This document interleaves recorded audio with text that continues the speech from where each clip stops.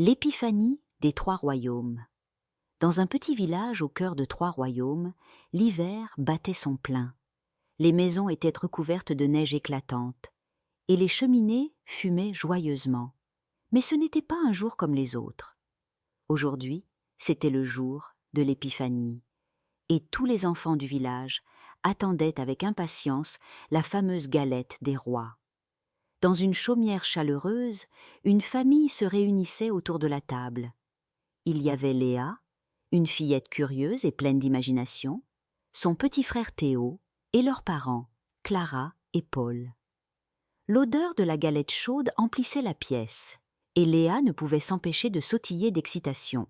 « Maman, qui va trouver la fève cette année ?» demanda-t-elle avec un grand sourire. Clara lui répondit en riant. « Patience, ma chérie, chaque chose en son temps. » Pendant ce temps, dans le royaume d'or, le roi Simon était lui aussi en ébullition. Il avait décidé de rendre visite à ses voisins, la reine Isabelle du royaume d'argent et le roi Mathieu du royaume de cristal. Ces trois royaumes, bien que voisins, avaient peu de contact, car leurs habitants étaient différents. « Pourquoi ne pas célébrer l'épiphanie ensemble cette année ?» proposa Simon à ses conseillers.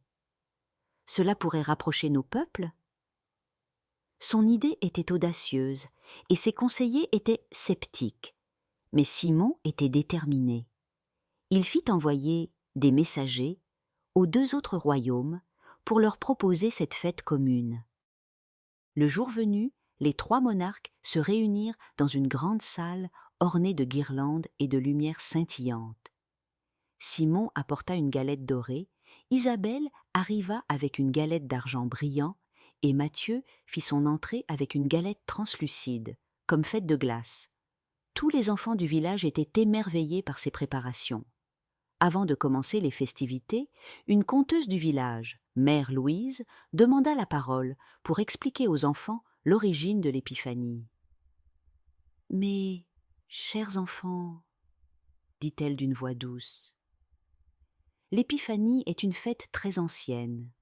Elle nous rappelle la visite des trois rois mages, Melchior, Gaspard et Balthazar, qui ont suivi une étoile brillante dans le ciel pour trouver un enfant très spécial, l'enfant Jésus. Ils lui ont apporté des cadeaux précieux, de l'or, de l'encens et de la myrrhe, pour montrer leur respect et leur amour. Les enfants écoutaient avec fascination, et Mère Louise continua. Cette fête nous enseigne que chaque personne a une valeur unique et que le partage et la générosité sont les plus beaux cadeaux que nous puissions offrir. La galette des rois, avec sa fève cachée, est une manière de célébrer cette étoile qui brillait dans le ciel et nous rappelle que la joie peut être partagée par tous. Léa et Théo, qui avaient entendu parler de cet événement extraordinaire, décidèrent de s'y rendre. Avec la permission de leurs parents, ils se rendirent à la grande salle. L'entrée était libre pour tous les habitants.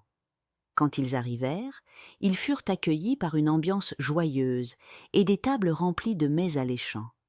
Mais rapidement, une petite tension apparut. Chaque roi voulait que sa galette soit dégustée en premier.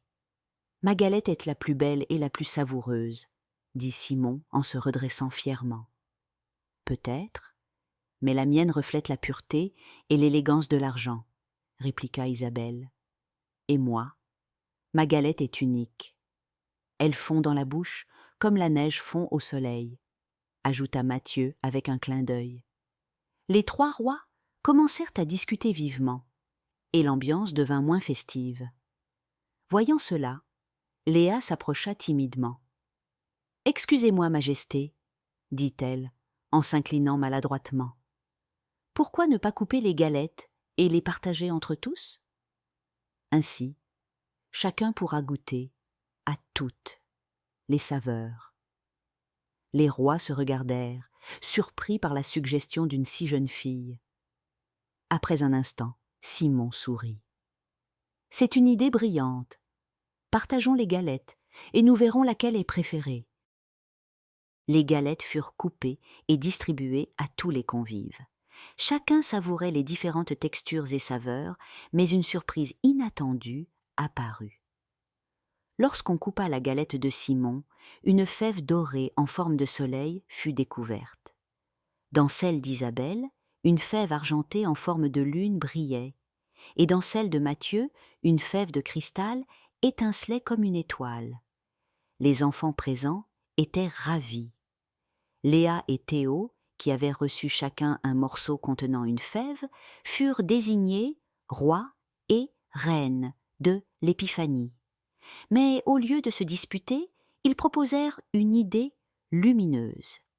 Et si, au lieu de couronner un seul roi ou une seule reine, nous devenions tous des rois et des reines pour un jour, suggéra Léa. La salle éclata en applaudissements. Les 3 rois, touchés par la générosité et l'ingéniosité de ses enfants, se promirent de célébrer l'Épiphanie ensemble chaque année. Depuis ce jour, l'Épiphanie devint une fête partagée entre les 3 royaumes. Les galettes étaient préparées ensemble et tout le monde était invité à participer. Les enfants attendaient cette journée avec impatience, car elle était synonyme de partage, de rire et de délicieuses surprises. Et Léa et Théo, dans leur petit village, furent considérés comme des héros, non pas pour avoir trouvé des fèves, mais pour avoir rappelé à tous que la vraie magie de l'Épiphanie ne réside pas dans une couronne, mais dans la joie d'être ensemble.